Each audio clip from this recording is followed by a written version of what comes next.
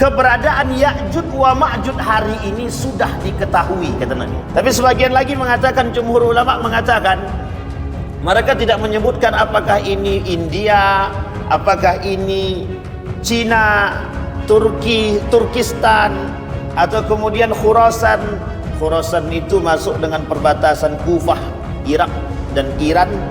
Khurasan itu ada di Iran. Dulu Islam bangkitnya dari situ. Ya'juj bisa berada di antara umat muslim, berada di antara mereka, karena ketika itu umat muslim yang tersisa, banyak di antara umat muslim yang tersisa dan bercampur baur dengan Ya'juj wa Ma'juj, kaum muslim yang munafik. Di kalangan para ulama mutaakhirin kontemporer yang diperdebatkan oleh para ulama, termasuk Syekh Yusuf Al-Qaradawi sempat mengatakan tentang apakah itu bangsa Cina yang berada di pesisir. Di subuh hari ini kita akan coba mempelajari, bukan pelajari sebenarnya Bapak Ibu, kita mencoba bersama untuk melihat seberapa dekatnya kita dengan kiamat, sehingga perkara yang diangkat sama pengurus masjid Ya'juj wa Ma'juj, jadi lompatnya agak jauh sedikit dari perkara fitnah kiamat kecil langsung kiamat besar. Jadi tanda kiamat kecilnya ntar dulu, tanda kiamat besarnya dulu. Tanda kiamat besarnya langsung lompat dari Dajjal, Isa, langsung Ya'juj wa Ma'juj. Jadi kayaknya takut yang membahas Dajjal, banyak takut, kayaknya takut terpengaruh dengan Dajjal atau takut jadi bagian daripada Dajjal. Baik Bapak Ibu sekalian yang berbahagia, Ya'juj wa Ma'juj. Saya bentangkan dulu pemaparan para ilmuwan terhadap Ya'juj wa Ma'juj. Ada pandangan yang mengatakan bahwa Ya'juj wa Ma'juj itu manusia. Ada yang mengatakan Ya'juj wa Ma'juj itu bukan manusia. Kalau Ya'juj wa Ma'juj itu manusia, maka dia tak jauh berbeda dengan kita. Tapi kalau Ya'juj wa Ma'juj itu bukan manusia, maka bisa bersifat kaum, gitu deh. Sehingga para ulama mengatakan kalaulah bersifat kaum, maka dia bisa dilakukan penelitian tentang Ya'juj wa Ma'juj. Sehingga ada ilmuwan yang melakukan penelitian tentang Ya'juj wa Ma'juj. Mereka katakan Ya'juj wa Ma'juj ini adalah satu bangsa yang kelak menjadi orang yang paling bengis di muka bumi ini. Kalau kita merujuk kepada sejarah, ada satu bangsa, satu kaum yang sangat dianggap paling bengis di muka bumi ini, disebut dengan bangsa Mongol. Pernah dengar kerajaan Mongol? Pernah tahu sejarahnya Bapak Ibu? Pernah hidup di masa itu? Enggak kan? Kalau tahu lah sampai detail bahayur, sangka hidup lah pada masa itu kan. Ya'juj wa Ma'juj dianggap ketika bangsa paling bengis ketika itu dalam sejarah, yang menghancurkan Baghdad, yang menghancurkan Abbasiyah. Jadi Bapak Ibu kita rujuk kepada sejarah. Dalam lingkaran sejarah itu kita tidak boleh ingkari, kita tak boleh menafikan keberadaan sejarah. Runtuhnya Daulah Abbasiyah itu disebabkan munculnya kerajaan-kerajaan kecil dalam setiap kabilah-kabilah Islam, baik dari Turki, Persia, Mesir dan lain sebagainya, yang berada di bawah naungan Daulah Abbasiyah, sehingga mereka nggak lagi percaya dengan Abbasiyah. Di akhir kepemimpinan Malik, mereka tidak percaya lagi itu dengan Abbasiyah. Ketika nggak percaya lagi dengan Abbasiyah, mereka menganggap begini, kalau kami bukan keturunan Abbasiyah, maka kami tidak akan pernah bisa menjadi seorang pemimpin. Kalau kami bukan keturunan Abbasiyah, maka kami tidak bisa menjadi seorang pemimpin. Ini nepotisme yang terjadi, yang berlarut setelah kerajaan Daulah atau dinasti Umayyah. Singkat cerita Bapak Ibu sekalian yang berbahagia, ketika Daulah Abbasiyah sudah menjadi negara yang paling, kerajaan yang paling berkuasa, kepercayaan dari rakyat-rakyat sekitar atau negara-negara yang masuk dalam dikuasa, masuk dalam jajaran-jajaran daripada Daulah Abbasiyah, mereka memisahkan diri. Ketika mereka memisahkan diri, di sini poin pentingnya Bapak Ibu. Ketika mereka memisahkan diri dari Daulah Abbasiyah, mereka bangun kerajaan-kerajaan kecil di sekeliling Daulah Abbasiyah. Disitulah kelemahan Daulah Abbasiyah mulai nampak. Di situ pula lah poin penting bagi negara yang tersembunyi, manusia yang tersembunyi, kelompok kecil yang tersembunyi tapi bengis di antara perbatasan Turkistan dengan Khurasan, atau bahasa lainnya disebut dengan antara India dengan Cina, yang ketika itu disebut oleh para ulama bangsa Mongol.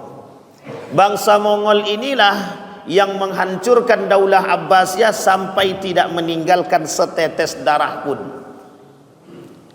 sampai darah itu harus mengalir, harus kering dari tubuh orang tersebut. Bahasa lainnya saking bengisnya Mongol itu. Dia tak pandang bulu. Kalau dia bunuh tak pandang bulu. Kalau Israel hari ini membunuh daripada Palestina tanpa pandang bulu, beda tipis dengan Mongol ketika itu. Tapi jauh lebih bengis. Kalau cuman hanya sekedar manusia saja, sampai tidak tersisa dari alam sejarah umat muslim ketika perpustakaan terbesar di Baghdad yang mereka hanguskan, yang mereka hancurkan, tak tersisa. Para ulama mengatakan, sebagian daripada kalangan para ulama, tapi sebagian kecil bukan jumhur ulama, mereka mengatakan itu yang disebut dengan Ya'jud wa Ma'jud. Inilah kelompok yang disebut dengan Ya'jud wa Ma'jud yang akan datang kelak. Karena tempatnya, kata para ulama, hampir mirip tuh tempatnya, berdekatan gitu. Bisa jadi itu bangsa yang paling bengis gitu. Tapi sebagian lagi mengatakan, jumhur ulama mengatakan, mereka tidak menyebutkan apakah ini India, apakah ini Cina, Turkistan, atau kemudian Khurasan. Khurasan itu masuk dengan perbatasan Kufah, Irak dan Iran. Khurasan itu ada di Iran. Dulu Islam bangkitnya dari situ. Jadi Bapak Ibu jangan pernah melepaskan sejarah bahwa Islam bangkit itu dari Khurasan. Berarti pengaruh Syiah besar. Saya tak sampai ke sana ya, saya cuma katakan Islam itu Renaissance namanya. Renaissance itu bangkit dari situ, dari Khurasan, bukan dari Saudi Arabia. Ilmuwan Muslim Bapak sebut namanya semua yang terkenal hari ini, mulai dari Ibnu Sina sampai Al-Farabi sampai Avicenna dan lain sebagainya, itu bermunculan dari daerah Khurasan. Jadi jangan salah Pak, bukan dari Saudi Arabia, tapi justru dari Khurasan. Jadi ada beberapa negara, beberapa bangsa dan kaum di dalam hadis Nabi itu yang keidentikannya itu dengan timur Pak. Jadi Nabi berkata, munculnya tanduk setan dari timur, munculnya Ya'jud wa Ma'jud juga dari timur, munculnya Dajjal juga dari timur, kata dia. Kenapa Nabi tak katakan munculnya Dajjal dari Eropa, munculnya Ya'jud wa Ma'jud dari Eropa misal gitu, atau dari Asia atau dari Afrika, tapi kok munculnya dari timur? Dan rata-rata hadis itu berbicara tentang itu. Kenapa kok timur yang menjadi sandarannya? Dan ini penting untuk dipahami, karena dasar munculnya kekacauan itu di timur, maka berakhir di timur, maka di situ nanti akan muncul Bapak Ibu perkara-perkara besar. Kembali kepada masalah Ya'jud wa Ma'jud tadi. Sehingga para ulama mengatakan sebenarnya Ya'jud wa Ma'jud ini siapa? Tidak ada yang tahu, tak ada yang tahu secara pasti Ya'jud wa Ma'jud. Tetapi ulama merujuk kepada hadis baginda Nabi Muhammad SAW. Ulama kemudian mengklasifikasi. Kata para ulama, Ya'jud wa Ma'jud itu diambil secara garis umum oleh para ulama jumhurnya. Ya'jud wa Ma'jud itu adalah kaum dan bangsa yang kelak mereka adalah bangsa yang paling bengis, tidak mampu dibunuh oleh siapapun di antara manusia. Jadi saking bengisnya, saking kuatnya Ya'jud wa Ma'jud, kata mereka, kata para ulama, kata Nabi, Ya'jud wa Ma'jud itu jumlahnya banyak, saking banyaknya dari Khurasan sampai ke Turkistan jumlahnya. Dan itu berjejer, saking banyak. Dan mereka akan berada di antara umatku, kata dia. Kata Nabi, mereka akan berada di antara kalian. Mereka akan berada di antara umatku, kata dia. Artinya, kalau dia berada di antara kita, maka ini menjadi persoalan Pak. Siapa yang disebut dengan Ya'jud wa Ma'jud? Kalau memang berada di antara kita. Ulama lain mengatakan, orang-orang yang munafik, bagian daripada Ya'jud wa Ma'jud. Kalau dia berada di antara kita, maka hari ini Ya'juj wa Ma'juj itu ada. Kalau disandarkan kepada makna munafik. Ya'juj wa Ma'juj orang yang tanpa ada belas kasihan. Bisa disandarkan kepada Amerika, bisa disandarkan kepada Israel. Misalkan kalau bersifat, kalau mereka disandarkan kepada kebengisan yang lain. Sehingga para ulama hanya menjabarkan apa yang disampaikan oleh baginda Nabi Muhammad sallallahu alaihi wasallam. Nah, kembali kepada sejarah Bapak Ibu, Ya'juj wa Ma'juj. Pada masa Zulkarnain. Siapa tahu, ada yang kenal dengan Zulkarnain Bapak Ibu? Siapa Bapak Ibu Zulkarnain ini? Ustadz Zulkarnain? Bukan, itu Ustadz Zulkarnain Umar. Zulkarnain ketika itu seorang yang paling terkenal, bukan Nabi. Dia tidak Nabi dia. Zulkarnain bukan Nabi. Tapi dianggap seorang panglima yang paling gagah, berani, kokoh, kuat. Seorang Zulkarnain pernah bertemu dengan Ya'juj wa Ma'juj yang tertulis ceritanya di dalam Al-Quran, yang pertama kali membangun benteng terbesar untuk Ya'juj wa Ma'juj. Kita rujuk kembali ke sejarah paling awal. Dari mana Ya'juj wa Ma'juj ini? Kita para ulama, Ya'juj wa Ma'juj ini dari keturunan Nabi Adam, tapi bukan dari Siti Hawa. Keturunan Nabi Adam tapi bukan dari Siti Hawa. Bisa dibayangkan Bapak Ibu? Oleh para ulama, pernah satu ketika Nabi Adam bermimpi, mimpi basah. Inilah bahasanya Bapak Ibu, ketika mimpi basah kemudian keluar cairan, itulah yang kemudian kelak dianggap sepele. Ini dalam pandangan para ulama begitu. Dianggap sepele cairan tersebut, ternyata cairan itulah kemudian yang menjadi gitu. Tapi pertanyaannya, Nabi Adam ketika itu sedang di mana?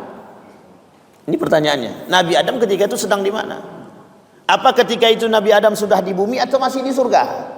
Kalaulah Nabi Adam di surga, tidak mungkin Ya'juj wa Ma'juj itu hidup di surga. Berarti kalau Nabi Adam sudah diturunkan setelah pasca makan buah khuldi, bisa jadi ketika masa pencarian antara Adam dengan Siti Hawa. Sehingga Bapak Ibu, kata para ulama, Ya'juj wa Ma'juj berasal dari kalangan, dia keluar daripada benih Nabi Adam alaihissalam. Ada yang lain, pandangan yang kedua. Kata pandangan yang kedua, Ya'juj wa Ma'juj berasal dari Nabi. Nabi siapa Bapak Ibu? Nabi Nuh. Dikatakan berasal dari Nabi Nuh. Ada yang mengatakan berasal dari Nabi Lut dan lain sebagainya. Ulama kemudian mengambil garis. Kata para ulama, dia keturunan Nabi Adam alaihissalam tapi bukan dari Siti Hawa. Bukan dari Siti Hawa. Artinya apa kalau bukan dari Siti Hawa? Ada perkara yang memang tidak bisa kita cerna dengan akal, yang mereka anggap sebagai benih yang tertinggal. Kita para ulama dalam penjabaran para ulama, termasuk Syekh Al-Arifi dalam kitab yang saya bawa ini, kata Syekh Al-Arifi, salah satu benih yang ditinggalkan oleh Nabi Adam, yang tanpa disadari kemudian menjadi, itulah kemudian yang menjadi salah satu bentuk yang menyerupai manusia, yang kelak mereka beranak pinak. Dan mereka yang beranak pinak inilah kemudian yang banyak, dan akhirnya jumlah mereka jauh lebih banyak. Dan diketahui oleh Zulkarnain keberadaan orang yang aneh ini. Satu ketika Zulkarnain bertemu dengan satu kelompok, satu kaum yang kok tidak sama dengan diriku, kata dia. Tidak sama. Sehingga kata Zulkarnain, orang ini karena dia mendapatkan anugerah dari Allah, kelompok ini, kaum-kaum ini, kelak kaum-kaum inilah yang akan muncul di permukaan bumi dan berada di tengah-tengah umat, yang akan menghancurkan dunia, yang akan menjadi fitnah dunia, katanya. Sehingga kata Zulkarnain, tampak kebengisan mereka. Dibangun tembok yang begitu tinggi, bukan tembok Cina, tapi tembok yang besar. Ada ulama mengatakan bukan tembok Cina, ada yang mengatakan tembok Cina. Para ilmuwan yang berasal dari Amerika mengatakan bahwa itu tembok Cina, ilmuwan yang berasal dari Mesir mengatakan bukan tembok Cina. Para ulama mengatakan tidak bisa mengatakan apakah itu tembok Cina atau bukan tembok Cina, karena nanti berada di perbatasan antara Cina dan India. Singkat cerita Bapak Ibu sekalian yang berbahagia, dibangun tembok yang besar oleh Zulkarnain. Tapi Zulkarnain mengatakan bukan untuk menutup selamanya. Kelak pada masanya Ya'juj wa Ma'juj akan keluar. Nabi sampaikan dalam hadisnya, kata Nabi, keberadaan Ya'juj wa Ma'juj hari ini sudah diketahui, kata Nabi. Dalam hadisnya itu. Apa kata Nabi? Labbaika rabbana wa sa'daik fayunadi bisautin innallaha ya'mur an tukhrija min dzurriyyatik ba'tsan ila an-nar. Qala ya rab wa ma ba'ts nar. Bertanya para sahabat ketika Nabi menyampaikan. Dia berkata, ku penuhi panggilanmu dengan kerelaan hati, wahai Rabb kami. Lantas dia dipanggil dengan suara yang keras, sesungguhnya Allah memerintahkan kamu untuk mengeluarkan dari anak keturunanmu satu pasukan ke neraka, kata. Satu pasukan ke neraka. Kemudian Adam bertanya, wahai Rabb, apakah pasukan neraka itu? Allah berkalam, dari setiap 1000 orang aku menduga dia berkalam, keluarkanlah 999 orang. 999 orang.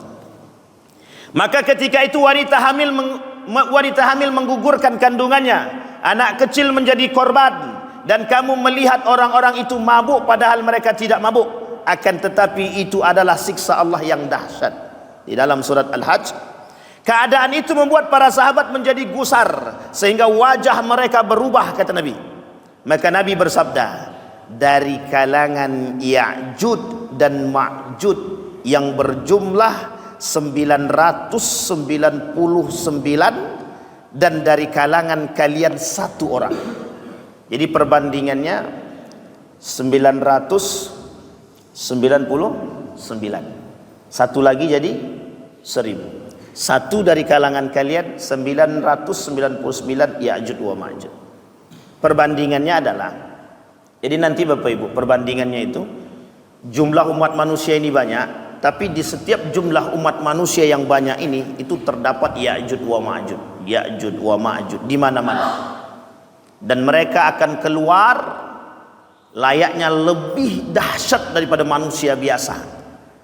Keluar mereka dari dataran tinggi, dari pegunungan, mereka turun, itu turunnya seperti semut.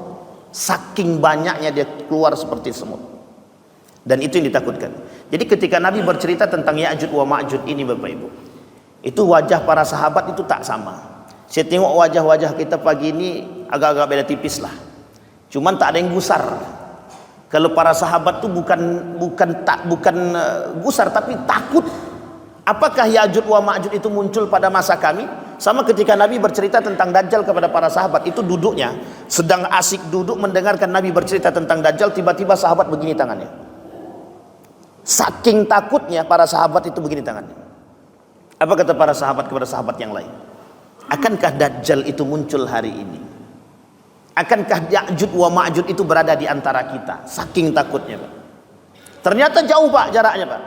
Nabi selesai, sahabat sudah selesai, tabi'in selesai, tabi'in selesai, tersisa ulama, tersisa alim. Alim yang soleh kelak di akhir zaman diangkat satu persatu, Pak. Orang alim, orang soleh, orang yang baik secara kealiman, cerdas secara kealiman, diangkat satu persatu naik ke atas. Apa maksudnya diangkat naik satu persatu ke atas? Dimatikan. Tanda kalau Bapak nampak orang soleh, orang baik, alim, dia pintar, cerdas, Allah matikan dia, berarti tanda kedekatan kiamat semakin dekat. Kenapa kata Nabi, yurfa'ul ilmu wa yathbutul jahlu? Orang berilmu, beriman diangkat, dimatikan, tersisa orang-orang yang bodoh. Orang alim tapi bodoh. Gimana maksudnya orang pintar tapi bodoh? Pintar tapi bukan dengan keimanan, yang tersisa di muka bumi. Kenapa kok Dajjal bisa masuk berkawan dengan mereka? Ya'juj bisa berada di antara umat muslim, berada di antara mereka, karena ketika itu umat muslim yang tersisa, banyak di antara umat muslim yang tersisa dan bercampur baur dengan Ya'juj wa Ma'juj, kaum muslim yang munafik, muslim yang Sehingga orang-orang muslim yang benaran-benaran beriman, yang kuat keimanannya, memiliki rasa takut, mereka tak berani keluar dari rumah. Ini poin penting akhir. Nanti umat muslim itu tak sanggup keluar. Yang betul-betul beriman tak sanggup keluar dari rumah. Kenapa? Karena mereka takut kena fitnah Ya'juj wa Ma'juj. Ya'juj wa Ma'juj saking bengisnya, siapa yang hamil bunuh, anak kecil bunuh, semua bunuh. Yang tak sejalan dengan mereka bunuh. Maka ada yang menganggap ada kelompok-kelompok yang bermunculan di akhir zaman, yang mereka menganggap paling baik, paling bagus, diri mereka paling bengis. Sehingga siapapun yang tidak pernah sejalan dengan mereka, mereka bunuh. Dulu pernah terjadi, tapi tak bisa kita katakan Ya'juj wa Ma'juj. DII, TII misalkan. Oh itu, yang tak sejalan, bunuh. Yang keluar dari barisan mereka, bunuh. Khawarij sama. Khawarij itu yang tak sejalan dengan dia, ibu yang sedang hamil, sedang jalan di hadapan mereka. Suaminya ditanya, bagaimana pendapatmu tentang Ali bin Abi Thalib, Utsman bin Affan? Bagaimana pendapatmu tentang tahkim? Kemudian dia jawab, Ali lebih baik, lebih mengetahui daripada anda. Dibunuh di tempat, istrinya dibunuh perutnya, dikeluarkan anaknya, dibunuh anaknya. Itu sadis, Pak. Jadi kalau kembali kepada sejarah ini sadis. Sadis. Kembali kepada poin Ya'juj wa Ma'juj. Terus bagaimana karakter-karakter dan ciri-ciri Ya'juj wa Ma'juj itu, kata Nabi? Kata Nabi, ciri-ciri Ya'juj wa Ma'juj itu jumlahnya banyak. Sangat banyak jumlahnya. Bahkan dari Turkistan sampai Khurasan, berdiri pasukan mereka itu ketika dibariskan mulai dari Turkistan sampai Khurasan, itu baru jumlah mereka. Sehingga ketika mereka meminum air di satu telaga, belum sampai di yang terakhir, air sudah habis. Saking banyaknya jumlah mereka. Yang ketiga, kata Nabi, mereka bermata sipit. Jangan kemana-mana, jangan tengok kiri kanan. Jangan tengok kiri kanan. Sehingga muncul, Pak, dan ini pandangan para ulama dan perdebatan para ulama. Apa kata para ulama? Apakah Ya'juj wa Ma'juj itu bangsa Cina? Karena yang sipit matanya Cina. Tapi ini tidak boleh disandarkan secara mutlak, karena ini perdebatan para ulama. Apa kata para ulama? Apakah orang-orang Ya'juj wa Ma'juj ini dari bangsa Cina? Mongol itu bagian, Pak, karena perbatasan. Sehingga ada yang mengatakan orang-orang yang berada di balik tembok Cina. Ada yang mengatakan ada. Karena ketika kehancuran Baghdad itu keluarnya dari sana. Dihabisin sehabis-habisnya, sebengis-bengisnya. Kita merujuk sedikit kepada kerajaan Mongol. Ketika Mongol menaklukkan Abbasiyah, itu mereka tidak pandang bulu, tidak pandang bulu. Mau anak kecil kek, mau ibu tuh sedang hamil kek, asal ada darah Abbasiyah dan masih keturunan Abbasiyah, masih berada dalam lingkaran Abbasiyah, bunuh. Habis. Sama ketika Abbasiyah menghabisi Umayyah. Daulah Abbasiyah, Umayyah atau dinasti Umayyah itu dihabisi oleh Abbasiyah tanpa tersisa. Apa kata Abbasiyah? Kami tidak mau menyisahkan Umayyah. Tapi apa yang terjadi? Allah balikkan kembali. Apa kata bangsa Mongol? Jangan sisakan bangsa Abbasiyah.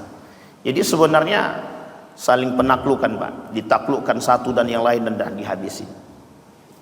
Habis. Kalau kita merujuk kepada bangsa Mongol, karakternya mirip. Karakternya mirip. Bangsa Mongol membunuh tanpa hati. Bangsa Mongol punya badan yang tinggi, gagah dan kuat. Sama, Pak. Ciri Ya'juj wa Ma'juj itu, yang keempat itu, badannya kekar, orangnya kuat. Kenapa tak kuat? Karena setiap hari kerjaan mereka membobol benteng yang dibangun oleh Zulkarnain. Setiap hari. Sampai pada masa Nabi, Nabi katakan bulatan itu sudah segini, kata Nabi. Bulatan itu sudah segini. Maka kelak, kata Nabi, bulatan itu bukan segini lagi, kata Nabi. Akan besar dan besar. Sampai Zulkarnain mengatakan kelak pada masanya, sebelum datang hari kiamat, benteng yang begitu besar roboh. Dan mereka keluar bagaikan air. Mereka keluar bagaikan semut. Satu di antara mereka akan saling memakan. Seperti orang yang keluar daripada orang yang dikerengkeng, tidak dikasih makan, tidak ada makanan, tidak ada minuman. Kondisi badan yang sangat dah berjuang keras sekuat tenaga, tiba-tiba dilepas. Apa yang terjadi? Apapun akan mereka lakukan, yang penting perut mereka terisi, dahaga mereka bisa hilang, keinginan mereka bisa terpenuhi. Ini jauh lebih bengis daripada itu. Kemudian kata Nabi, badan dia tinggi, gagah, dan mereka tanpa belas kasihan, mereka akan turun ke semua, dan mereka berada di antara kalian. Jumlah mereka banyak sebanyak-banyaknya. Ini yang kemudian kita takutkan Bapak Ibu. Tapi berdoalah kepada Allah, mudah-mudahan Bapak Ibu tidak ketemu dengan Ya'juj wa Ma'juj. Yang kita takutkan bukan masalah Bapak Ibunya, generasi selanjutnya. Maka kata Nabi, bulatan itu sudah segini. Itu pada masa Nabi. Sekarang sudah tidak ada, Pak. Masa Nabi sudah lewat, masa sahabat sudah lewat, masa tabi'in sudah lewat, tabi'in sudah lewat. Sudah berapa periode? Satu masa Nabi, yang kedua masa sahabat, yang ketiga masa tabi'in, keempat masa tabi'in. Kemudian masa orang soleh sudah lewat. Tersisa masa orang yang benar-benar mencari kesolehan. Itu akhir zaman, Pak. Kalau dulu, zaman dulu, kenapa pembahasan akhir zaman itu tidak boleh disampaikan? Kenapa tanda-tanda kiamat kecil itu tidak boleh disampaikan? Tanda-tanda kiamat besar itu tidak boleh disampaikan secara vulgar. Karena ketika itu orang soleh masih banyak, Pak. Masih banyak. Masih nampak oleh mereka agak jauhnya kiamat itu, Pak. Tapi sekarang merajalelanya kemaksiatan, merajalelanya perzinahan, merajalelanya kemungkaran, merajalelanya kejahatan, hilangnya kebaikan sedikit demi sedikit, timbulnya husalah, manusia-manusia yang jahat, manusia-manusia yang berbuat sesuka hati, sekehendaknya. Fitnah itu yang kemudian menyebab munculnya, Pak. Penyebab munculnya kata para ulama. Dalam masalah digitalisasi, misalkan kita ambil contoh masalah digitalisasi, dan ini dikaitkan oleh para ilmuwan. Ada seorang ilmuwan dari Singapura mengatakan begini, munculnya Ya'juj wa Ma'juj itu disebabkan, atau robohnya benteng pertahanan Ya'juj wa Ma'juj disebabkan karena digitalisasi. Tapi saya tak tahu lebih dalam bagaimana cara mereka mengkaitkan antara digitalisasi. Kenapa demikian? Karena perkembangan zaman. Perkembangan zaman. Sehingga Bapak Ibu sekalian yang berbahagia, ketika Nabi Isa turun 40 tahun Nabi Isa sebelum Nabi Isa diangkat kembali, itu ketika masa Dajjal, kemudian turun Nabi Isa. Ini runtutannya Bapak Ibu ya. Turun Nabi Isa, dibasmi oleh Nabi Isa selama 40 tahun, Dajjal 40 hari, Nabi Isa 40 tahun. Ya ingat ya Bapak Ibu ya, Dajjal 40 hari. Jadi Dajjal turun 40 hari, semua kota dilibasnya. Ini bahasa Dajjal ini bahasa kaum penipu. Turun Nabi Isa, selesai Nabi Isa 40 tahun setelah Nabi Isa muncul yang disebut dengan Ya'juj wa Ma'juj. Ketika Ya'juj wa Ma'juj ini muncullah, kemudian kegentingan hari semakin nampak. Kehidupan kita ketika itu, kehidupan mereka yang bertemu dengan Ya'juj wa Ma'juj ketika itu, tidak ada dalam kebahagiaan, yang ada dalam ketakutan. Sehingga Bapak Ibu, ketika itu masa sangat kondisi sangat tidak kondusif. Kalau sekarang ini masih kondusif lah, masih aman. Meskipun terjadi perbedaan, tapi masih agak aman sedikit. Masih bisa sholat dengan damai. Kalau besok tak, Pak. Pada masa Ya'juj wa Ma'juj tidak. Setiap orang saling melirik antara satu dan yang lain. Setiap orang mencurigai antara satu dan yang lain. Bisa jadi ini orang Ya'juj, ini bisa jadi Ma'juj, bisa jadi. Sampai begitu mereka saking takutnya. Kenapa? Karena mereka tak sanggup hidup di antara mereka. Karena orang yang melawan kepada Ya'juj habis. Maka kata Nabi dalam riwayat yang lain, dalam hadis yang lain, Ya'juj wa Ma'juj secara makna itu akan berada di antara kalian dan bersama dengan kalian, katanya. Yang paling ditakuti adalah ketika Ya'juj diartikan bersama dengan kalian. Kenapa demikian? Karena ketika Ya'juj berada di antara kalian, ada orang-orang yang lebih bersifatnya lebih parah daripada Ya'juj itu sendiri. Ini yang ditakutkan, Pak. Kata Nabi, ada orang-orang yang bersifat seperti Ya'juj wa Ma'juj. Ada orang-orang yang bersifat seperti Ya'juj wa Ma'juj, Pak. Manusia rakus. Tahu Bapak Ibu manusia rakus? Orang rakus itu di dalam Al-Quran, orang rakus di dalam Al-Quran itu Allah sebutkan karakter mereka seperti binatang. Salah satu binatang yang Allah sebut di dalam Al-Quran, dia ada 7 karakter binatang di dalam Al-Quran. Satu diantaranya qirdun. Qirdun itu artinya monyet. Monyet itu sifatnya, karakter monyet adalah rakus. Nah, karakter orang Ya'juj wa Ma'juj itu karakter salah satu di antara karakter mereka adalah rakus. Sehingga secara makna diartikan banyak bermunculan di akhir zaman itu manusia-manusia yang rakus. Mereka akan membunuh satu dengan yang lain. Saya tak kaitkan, tapi Bapak Ibu kaitkan sendiri sajalah. Ada enggak orang-orang hari ini yang coba memakan kawan sendiri? Ada apa tidak? Sedikit yang jawab, agak cari aman sedikit, aku tak usah jawab lah katanya gitu. Kenapa demikian Pak? Begitu keadaan kita hari ini. Berarti itu Ya'juj wa Ma'juj Ustaz. Jangan. Nanti ketika ada Bapak Ibu tengok ini rakus sekali makannya, berarti Ya'juj nih, itu tak boleh. Takutnya begitu pula. Tapi yang dimaksud lebih tepatnya adalah itu secara maknawi, bukan secara istilah. Artinya karakter. Nah, karakter di akhir zaman sebelum munculnya Ya'juj wa Ma'juj, manusia-manusia ketika itu menyerupai sifat-sifat Ya'juj wa Ma'juj. Baik Bapak Ibu, keturunan Ya'juj wa Ma'juj sudah kita sampaikan banyak sekali. Wa man mata min bani Adam wa bani Iblis.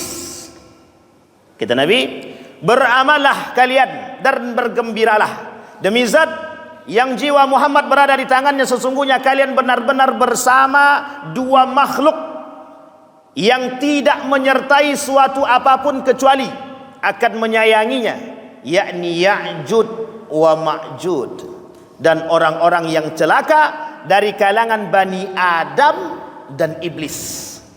Dari kalangan Bani Adam dan Iblis. Ya'juj dan Ma'juj disebutkan oleh Nabi bangsa perusak. Sekarang ada tidak bangsa yang perusak? Ada Bapak Ibu bangsa perusak? Makanya Bapak Ibu, Zionisme Amerika itu digandeng langsung Pak. Dianggap Ya'juj, dianggap Ma'juj itu Amerika. Zionisme Amerika itu dianggap Dajjal. Jadi ulama mengatakan demikian, bukan kita. Kata mereka Dajjal itu ya Amerika, Ya'juj wa Ma'juj itu ya Amerika. Saking mereka anggap bangsa-bangsa perusak. Tapi merusaknya itu mengajak, bukan sendiri. Merusaknya mengajak. Bapak lihat, Amerika itu memaksa negara-negara lain untuk merusak. Nah, ini pun ikut. Jadi Bapak Ibu, ketika Amerika bekerja sama dengan Saudi Arabia, Bapak Ibu tahu Amerika itu memberikan pelatihan militer kepada Saudi. Jadi yang melatih tentara militer Saudi itu Amerika. Yang melatih tentara Saudi itu adalah Amerika. Jadi tak salah Pak, hubungan erat antara Saudi dan Amerika itu tidak bisa dipungkiri, saking eratnya hubungan mereka. Jadi ketika Palestina dihancurkan, jangan berharap penuh bahwa Yahudi itu akan ikut campur tangan. Jangan berharap penuh. Karena yang menghancurkan Daulah Utsmaniyah salah satunya adalah Saudi. Yang ikut menghancurkan Daulah Utsmaniyah salah satunya adalah Saudi, dan Saudi bekerja sama dengan Amerika. Amerika mengajak Saudi untuk saling menghancurkan. Pengaruh Amerika kepada negara-negara yang lain sama Pak. Melalui tangannya IMF itu, International Monetary Fund, itu adalah tangan ajaib yang dimiliki oleh Amerika untuk menghancurkan setiap negara dengan jalur ekonomi. Ini sudah bermain dalam tatanan global, dan itu politik Pak. Nah, Amerika itu bangsa perusak, negara perusak. Kenapa kita katakan perusak? Setiap dia bergaul dengan negara manapun mesti rusak negara tadi.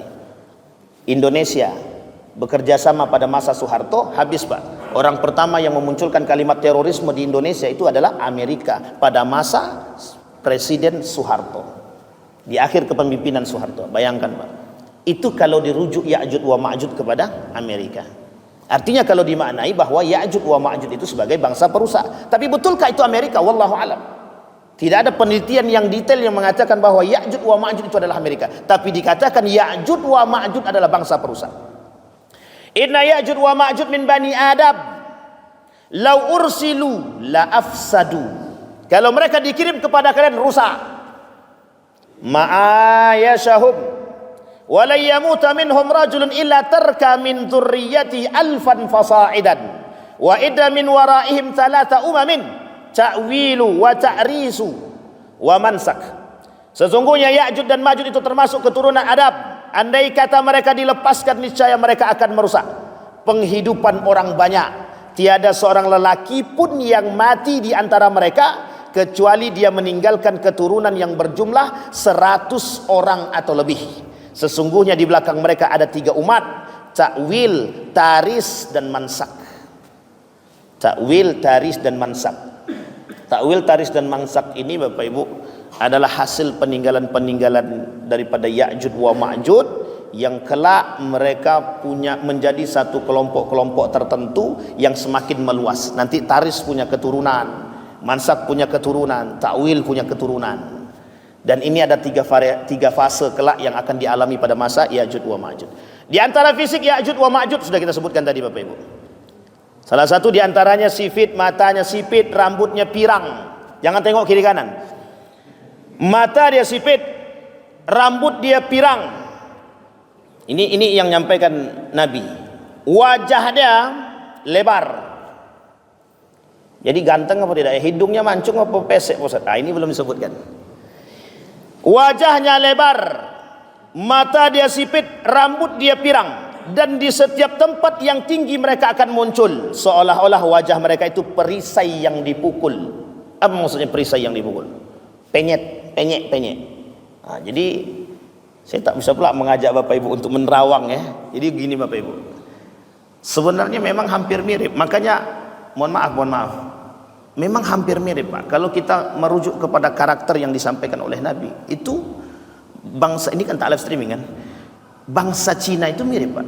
Mukanya lebar, hidung dia biasa-biasa saja, mata dia sipit. Tapi Bapak Ibu, ya tinggi mancungnya itu tuh belakangan kan di situ disebutkan.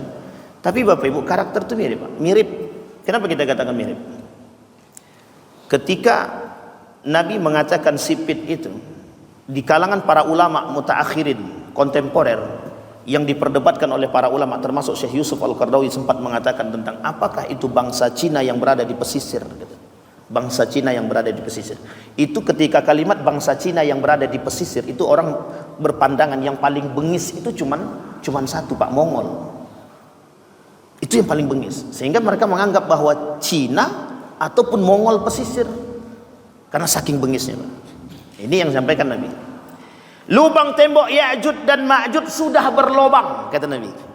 Ini tadi yang kita sampaikan bahwa pada masa Nabi lobang itu segini, tapi kemudian membesar. Nah sekarang Bapak Ibu otomatis sudah lebih besar daripada ini, sudah lebih besar. Makanya Bapak Ibu sekalian yang berbahagia, di akhir zaman itu Bapak Ibu, yang selamat orang yang bertahan dengan keimanan, keilmuan mereka, dengan akhlak mereka. Itu yang paling bertahan Pak. Kenapa kita katakan yang paling selamat itu?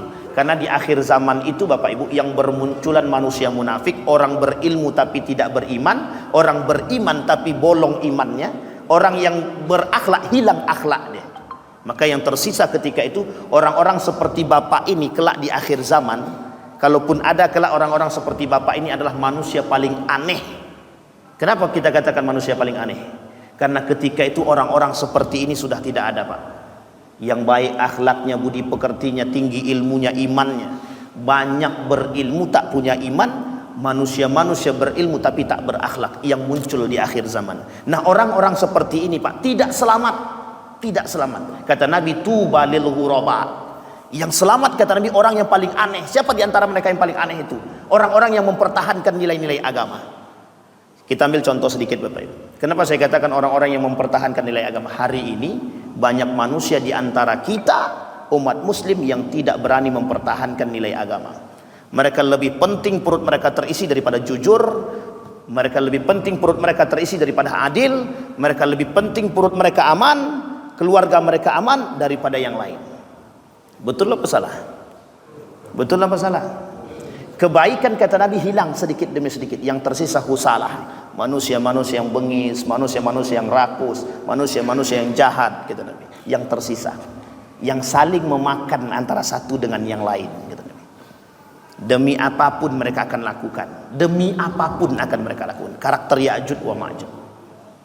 Baik Bapak Ibu sekalian, teror Ya'juj dan Ma'juj kepada manusia. Ini dia Bapak Ibu yang perlu dipahami Bapak Ibu. Saya langsung kepada artinya saja. Apa teror yang dilakukan oleh Ya'juj dan Ma'juj kepada manusia ketika mereka bergabung bersama kita? Terornya satu Pak. kehidupan, mati atau hidup. Mati atau hidup, itu yang paling besar. Kemudian mereka menguasai seluruh bumi. Kaum muslimin melarikan diri dari mereka. Ada yang beruzlah jauh. Ketika sedang beruzlah bertemu dengan Ya'juj yang lain.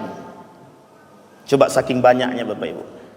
Kenapa dikatakan oleh Nabi begitu? Karena ketika itu orang yang berada nampak secara jelas. Yang bisa melihat Ya'juj wa Ma'juj secara jelas orang yang beriman. Orang yang bisa melihat Dajjal itu orang yang beriman. Yang dengan jelas di kepala dia tertulis kafir, itu hanya orang beriman. Tapi semua orang muslim melihat yang muslim. Tapi di antara mereka yang melihat, yang beriman yang selamat, yang tak beriman tak selamat. Muslim tapi tak beriman tak selamat. Bayangkan Pak, itu cuma Dajjal. Satu orang Dajjal saja mempengaruhi semua yang ada di muka bumi ini. Tidak ada satu kota besar pun, kata Nabi, ketika mendengar kalimat Dajjal mereka tidak datang. Tapi Ya'juj wa Ma'juj, kata Nabi, bukan demikian. Ya'juj wa Ma'juj mereka tidak sebesar Dajjal, tapi mereka berada di antara kalian, lebih kecil daripada Dajjal tapi lebih hebat. Jumlah mereka yang banyak, tak mampu dibunuh oleh siapapun di antara kalian. Coba bayangkan Bapak Ibu, siapa yang paling kuat ketika itu? Hari ini siapa manusia yang paling kuat? Tidak ada yang berani ngomong, karena memang tidak ada yang tahu siapa yang paling kuat. Kan gitu. Saking kuatnya manusia hari ini tak mampu membunuh Dajjal. Bahkan di dalam kalimat tersebut Zulkarnain pun tak mampu membunuh Ya'juj wa Ma'juj. Kenapa cuma membangun benteng? Karena itu perintah dari Allah, Pak. Perintah dari Allah. Kemudian mereka pun menguasai dunia hingga juru bicara mereka berucap, mereka itu penduduk bumi. Kami telah menyelesaikan urusan dengan mereka. Sungguh kami akan segera menurunkan penduduk langit. Maka salah seorang dari mereka membidikkan tombaknya ke atas langit. Kemudian tombak itu kembali turun dan berlumuran darah. Mereka berkata, kami sudah berhasil membunuh penduduk langit. Ketika mereka masih dalam keadaan demikian, tiba-tiba Allah mengirim sejenis binatang seperti cacing yang terdapat di hidung onta. Lantas binatang itu menyerang leher mereka, dan mereka pun mati sebagaimana matinya belalang. Fir'aun kurang besar apa Pak? Kurang berkuasa apa? Matinya karena apa Pak? Matinya karena apa? Tenggelam. Tahu Bapak Ibu, tenggelam. Ada yang mengatakan ketika ditenggelam dia sempat bersahadat. Tapi palingkan aja Pak kalimat itu. Tidak usah terlalu digubris betul. Ada kemudian raja paling berkuasa, mati dengan lalat. Ada raja yang paling berkuasa, mati karena stres. Hanya karena binatang melata. Ada raja yang paling berkuasa, mati karena binatang. Raja yang zalim mati karena binatang kecil. Seekor semut masuk di telinga, mati. Artinya apa Bapak Ibu? Ya'juj wa Ma'juj Allah tunjukkan kembali pada sejarah yang dahulu. Hanya dibunuh dengan seekor binatang. Yang binatang tersebut berupa cacing, tapi cacing bukan cacing biasa. Nah, hari ini kita belum temukan Pak cacing yang bisa membunuh. Kita belum temukan cacing yang bisa membunuh. Artinya belum muncul cacing itu Pak. Cacing hari ini hanya bisa membunuh ikan. Itu pun bukan membunuh, menjadi alat pancing. Jadi umpan untuk mendapatkan ikan. Mereka pun mati sebagaimana matinya belalang. Sebagian menindih sebagian yang lain. Kaum muslimin jadi tak mendengar suara mereka sedikit pun. Lantas mereka berkata, siapakah laki-laki pemberani yang rela mengorbankan dirinya untuk melihat apa yang mereka lakukan? Seseorang lelaki di antara mereka keluar dari perbentengan dan dia telah mempersiapkan dirinya. Seandainya dia dibunuh oleh Ya'juj wa Ma'juj, ternyata dia mendapati mereka telah mati. Lalu dia memanggil kaum muslimin yang lainnya, ketahuilah, bergembiralah, musuh kalian telah binasa. Orang-orang pun keluar dari tempat perlindungan dan melepaskan binatang-binatang ternak mereka. Akan tetapi tiada sesuatu yang di padang gelombang kecuali hanya bangkai Ya'juj wa Ma'juj itu. Lantas binatang ternak tersebut bertambah gemuk, susu mereka berisi hanya dengan memakan daging-daging sebagaimana yang mereka jadikan makan tumbuhan. Siapa dagingnya? Daging Ya'juj wa Ma'juj. Saking takutnya semua binatang ternak mereka sembunyikan. Saking takutnya semua kebengisan-kebengisan yang dilakukan oleh Ya'juj wa Ma'juj membuat manusia tidak berani keluar dari rumah. Saking tak beraninya dari rumah. Mereka gombok rumah mereka sekuat-sekuatnya sampai tidak bisa dijebol. Karena ketika itu fitnah Ya'juj wa Ma'juj, yang bisa selamat dan tidak bisa dibunuh oleh manusia. Yang bisa selamat adalah orang-orang yang betul-betul berharap kepada Allah. Dalam hari itu Bapak Ibu, gentingnya hari itu ketika Ya'juj wa Ma'juj turun, itu seperti manusia seperti berada di atas ujung tanduk. Cuma bisa bertahan, salah langkah jatuh mati. Itu saja yang terjadi ketika itu. Keluar dari rumah bertemu Ya'juj, habis. Ternak keliaran habis, semua habis.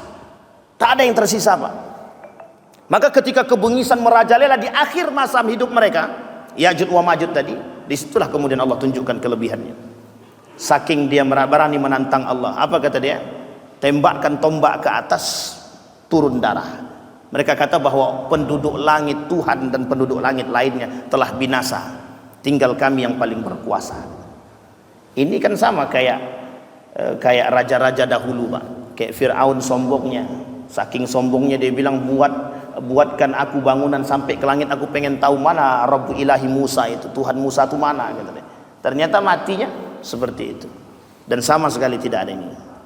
Baik Bapak Ibu sekalian, kaum muslimin akan menjadikan sia-sia senjata Ya'juj dan Ma'juj sebagai kayu bakar selama 7 tahun.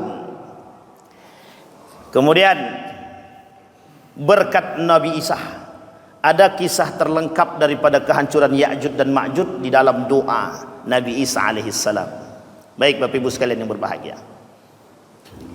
Nah kemudian Bapak Ibu sekalian yang berbahagia, apakah Ya'juj wa Ma'juj hari ini sudah nampak di antara umat manusia? Kata para ulama, nampak secara zahir dan fisik tidak, tapi nampak secara sifat iya. Maka Bapak Ibu tidak bisa juga menggambarkan Ya'juj wa Ma'juj itu, tidak bisa digambarkan. Apakah Ya'juj wa Ma'juj itu bangsa Cina, Mongol, India, Turki dan lain sebagainya? Itu tidak bisa, Pak. Karena memang ulama dalam riwayat yang paling kuat, kata Syekh Yusuf Al-Qaradawi, itu tidak bisa menggambarkan. Syekh Mutawalli Sa'rawi misalkan dalam kitabnya tentang Asrar Sa'al Kubra, kata Syekh Mutawalli Sa'rawi, tidak bisa menggambarkan secara persis, menyebutkan secara detail siapa Ya'juj wa Ma'juj itu sendiri. Kenapa tidak disebutkan secara detail, Pak? Agar umat muslim bersiap dengan keimanan mereka. Andai kata Allah sebutkan, misal Allah sebutkan Ya'juj wa Ma'juj itu Cina, katanya, kira-kira Bapak Ibu akan bersiap atau tidak? Bersiap. Nah, akan lari. Setiap Cina masuk ke Indonesia langsung boikot, kan begitu? Itu kalau kita tahu. Justru karena kita tidak tahu, itulah kita disuruh mempersiapkan diri dengan keimanan kita, Bapak Ibu. Kenapa kita disuruh mempersiapkan diri? Sama halnya Bapak Ibu, Dajjal itu tidak ada yang tahu persis Dajjal itu seperti apa. Nabi cuma katakan, pernah cerita, Nabi cuma bercerita begini, Dajjal itu telah ada, cuman belum muncul ke permukaan. Ada namanya Tamim Ad-Dari.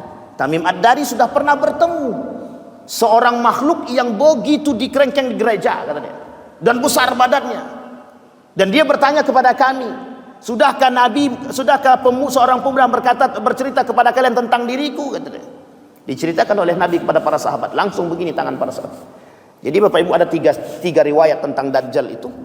Nah, satu Ibnu Siyad, yang kedua Abu Khuza'ah, yang ketiga Tamim Ad-Dari. Abu Khuza'ah dianggap Dajjal karena pendusta. Ibnu Siyad dianggap Dajjal karena pendusta, berada di antara kalangan para sahabat. Tapi kemudian yang ketiga Tamim Ad-Dari yang dianggap para pendusta, tapi Tamim Ad-Dari ini berada, riwayat Tamim Ad-Dari, dan dia berada dalam satu tempat dan dia ceritakan kepada para sahabat, dan Nabi menceritakan kepada sahabat tentang itu. Tiga. Tapi tidak ada satupun yang mengatakan secara persis bahwa Dajjal itu sudah muncul di permukaan bumi. Mereka cuma katakan Dajjal itu sudah ada, tapi belum muncul. Sama Pak, Ya'juj itu ada, Ma'juj itu ada, tapi belum muncul. Tapi tembok yang mereka bangun hari ini sudah semakin besar. Sudah semakin besar, sudah semakin besar. Semakin berkembang zaman, itu adalah cara.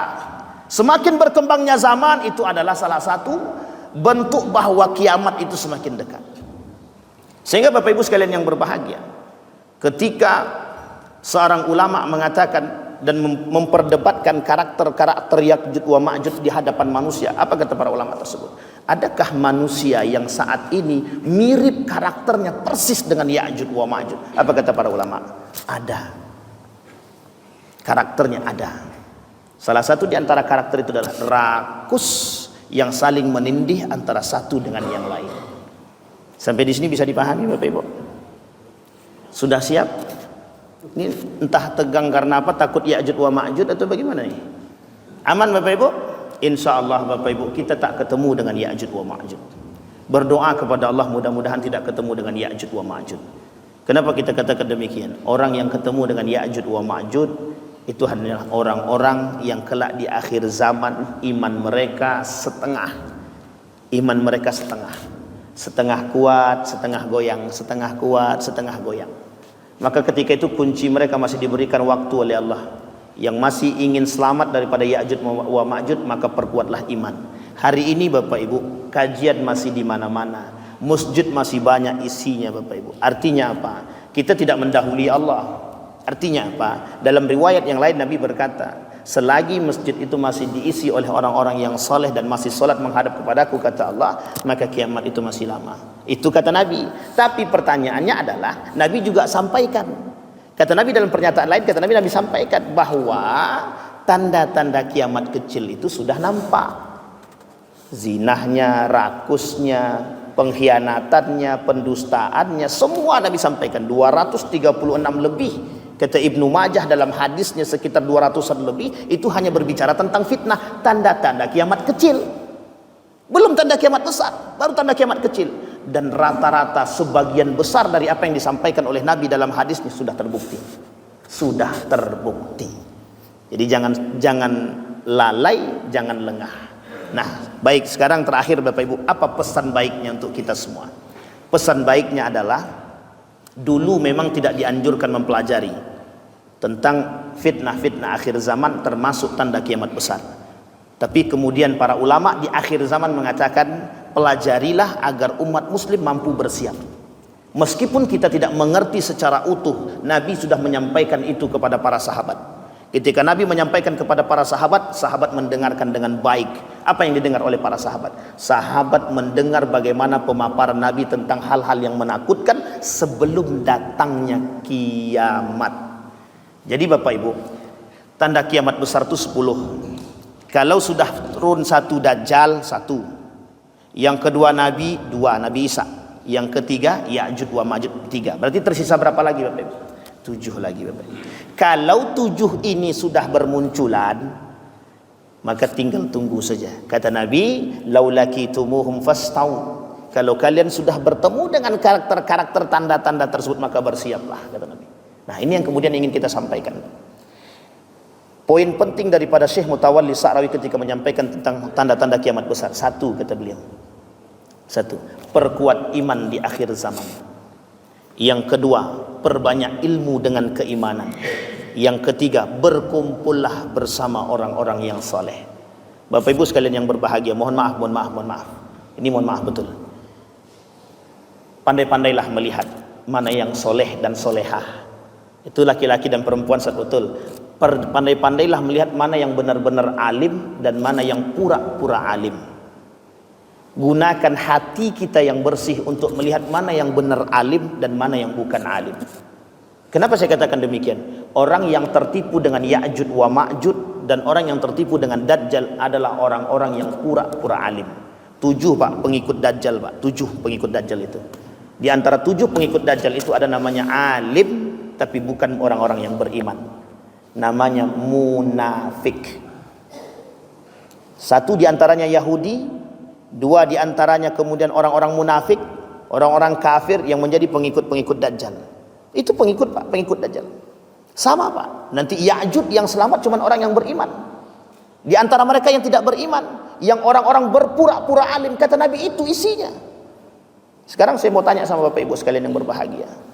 Sudahkah ada hari ini manusia yang mengaku diri dia pintar pada hakikatnya tidak pintar? Ada enggak orang yang hari ini mengaku diri dia alim pada hakikatnya dia tidak alim? Mungkin mengaku tidak, tapi karakternya ada. Ada. Orang hari ini bisa berkata yang memang bukan haknya untuk mereka sampaikan. Kata Nabi, "Idza wusidal amru ila ghairi ahli fantadhir as-sa'ah," kata Nabi. Ketika sesuatu diberikan kepada orang yang bukan haknya, yang bukan pada prinsipnya, yang bukan pada keilmuannya, tinggal tunggu kehancurannya. Sekarang semua orang bisa berbicara tentang agama meskipun bukan berlatar belakang agama. Semua orang bisa berbicara tentang teknik, meskipun mereka bukan lulusan teknik. Kiamat sudah semakin dekat. Kata Nabi, yang selamat orang-orang yang berilmu dan beriman, orang-orang yang benar-benar bisa berkumpul dengan orang-orang. Kenapa orang-orang soleh, Pak? Karena kata Nabi begini, kalau kalian ketemu, kalau tidak bersama kita dengan orang-orang yang soleh, niscaya orang yang tersendiri itu akan hilang. Jadi Pak, kenapa bersama? Ini sudah disampaikan Pak oleh seorang ulama Indonesia sebelum kita tutup.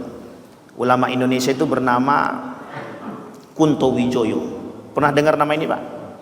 Apa kata Kunto Wijoyo? Sudah tidak saatnya umat muslim hari ini itu secara kesolehannya secara pribadi, saatnya soleh bersama, namanya social piety, kata beliau. Hari ini Pak, orang-orang tak acu saja Pak. Mau sholat dia tak sholat, tak urusan. Mau berzinah dia tak berzinah, itu tak urusan. Sekarang kita buktikan Pak. Berapa banyak orang yang minum khamar sekarang terbuka, ada kita tegur. Kita tak berani tegur kok. Makanya kalimat itu sederhana, kata Nabi dalam hadisnya, al-amru bil ma'ruf wan nahyu 'anil munkar. Al-amru bil ma'ruf banyak, wan nahyu 'anil munkar takut.